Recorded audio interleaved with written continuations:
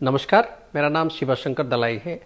मैं chief of neurovascular intervention Medicover hospital Visakhapatnam में हूँ। आज एक बहुत इंपॉर्टेंट डिजीज़ के बारे में बात करेंगे जिसको हम बोलते हैं वैरिकोज वेन। ये बहुत ही कॉमन है, बहुत लोग इस चीज़ में सफ़र कर रहे हैं, इसीलिए मुझे लगा कि एक वैरिकोज वेन के बारे में एक छोटा सा इन्फॉर्मेशन आप तक पहुँचाऊँ। तो मैं 2006 से वेरिकोज वेन का ट्रीटमेंट करता हूँ। पिछले 19 साल से लेजर एब्लेशन करते हुए 12,000 से ज़्यादा वेरिकोज वेन ट्रीटमेंट कर चुका हूँ।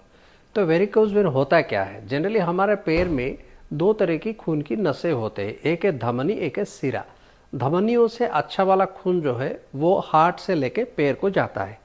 पैर में जब ये आर्टेरियल ब्लड से ऑक्सीजन न्यूट्रिशन यूज हो जाता है तो फिर वो वीनस ब्लड में कन्वर्ट हो जाता है।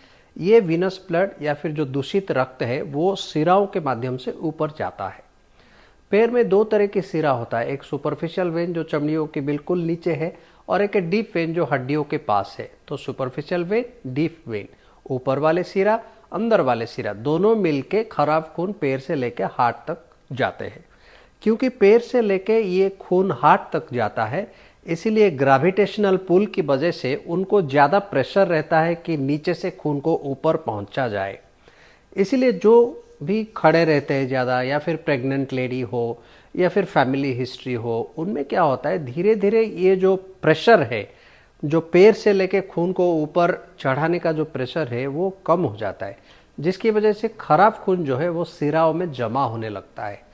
खराब खून शिरा में जमा होगा तो फिर खराब खून जो है वो धीरे धीरे फूलता है और स्किन के ऊपर फूला हुआ सिरा ऊपर दिखता है, जिसको हम वेरिकोज वेन बोलते हैं।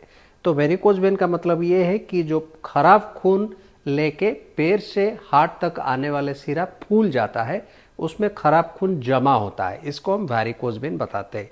इसका और क्या लक्षण हो सकता है? जैसे मैंने बताया कि पैर में फूला हुआ सिरा ऊपर उठ के दिखना एक वेरिकोज वेन का प्रमुख जो है सिम्टम है, लक्षण है। नंबर 2, पैर में सूजन आना, पैर में दर्द होना। स्पेसिफिकली जो दर्द होता है वो नाइट क्रैम्प्स होता है। दिन भर जब काम करते हैं थकान महसूस होने लगता है शाम तक।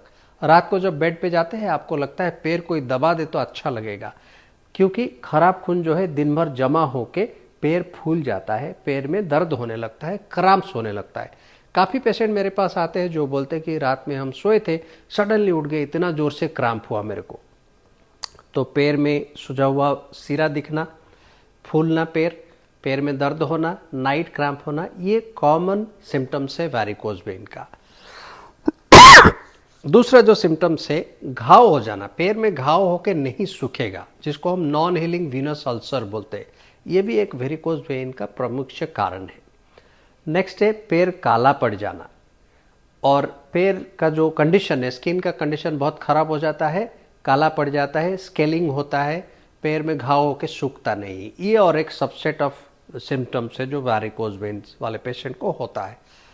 नेक्स्ट जो सिम्टम है, पैर से सडनली ब्लीडिंग हो जाना, पिचकारी जैसे ब्लीडिंग हो जाएगा, बहुत सारा खून चला जाएगा, पेनलेस ब्लीडिंग होता है। पेशेंट को काफ़ी बार पता नहीं चलता कि उनके पैर से ब्लीडिंग हो रहा है। ये भी एक वेरिकोज वेन का लक्षण है।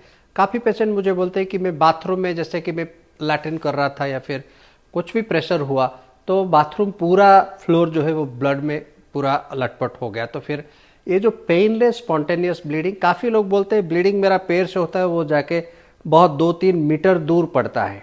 तो ये सब चीज़ है वेरिकोज वेन का लक्षण है।